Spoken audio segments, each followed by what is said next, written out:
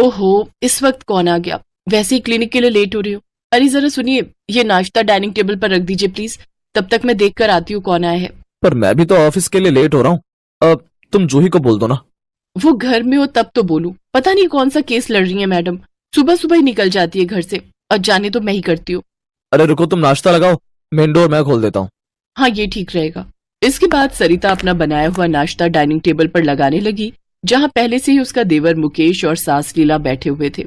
और फिर आज फिर से उपमा और ये सत्तू का शरबत। ओहो, मुझे ये बिल्कुल पसंद नहीं। और आपको जो पसंद है उसी ने आपका लीवर खराब किया है। देखो मुकेश भैया, अभी उम्र कम है तो खाने पीने को ठीक करके ही बात बन जाएगी, वरना बाद में। बस बस भाभी, मैं समझ गया।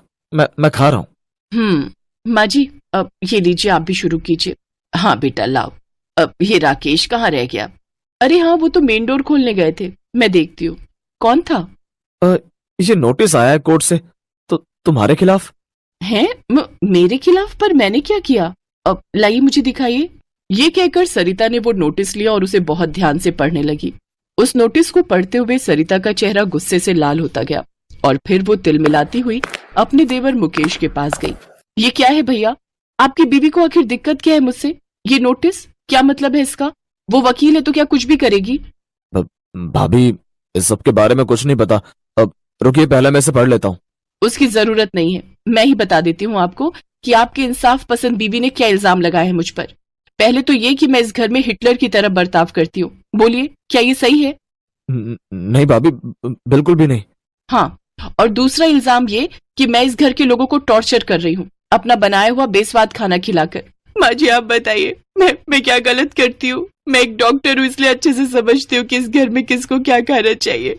सारा दिन क्लिनिक में ऐसे ऐसे पेशेंट्स देखती हूँ कि मन घबरा जाता है मेरा। मैं तभी तो इस बार मैं भी उसे उसी की भाषा में जवाब दूंगी। सुनिए, कल हम कोर्ट जाएंगे और आप सब मेरी तरफ से बोलेंगे, ठीक है ना? लेकिन सरिता, इस सब की जरूरत नहीं है। बिल्कुल जरूरत है। अब बात मेरे आत्मसम्मान की है, जिसे मैं कोर्ट से जीत कर ही लौटूंगी।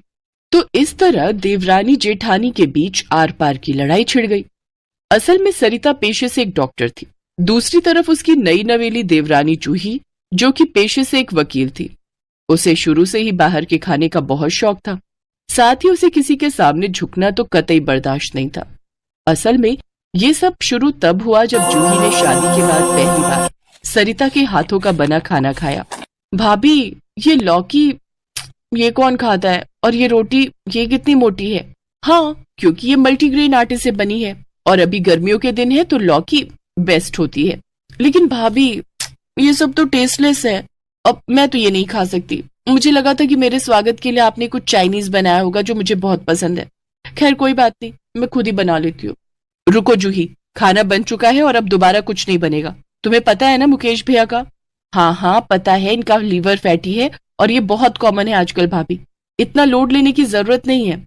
और वैसे भी आपकी तरह मैं भी इस घर की बहू हूँ, और इस घर की रसोई पर मेरा भी उतना ही अधिकार है जितना कि आपका। ये कहकर जूही रसोई में गई और उसने अपनी पसंद का चाइनीज खाना बनाया, और बस उसके बाद से ही दोनों बहुओं में हर रोज खाना बनाने को लेकर कहासुनी होने लगी।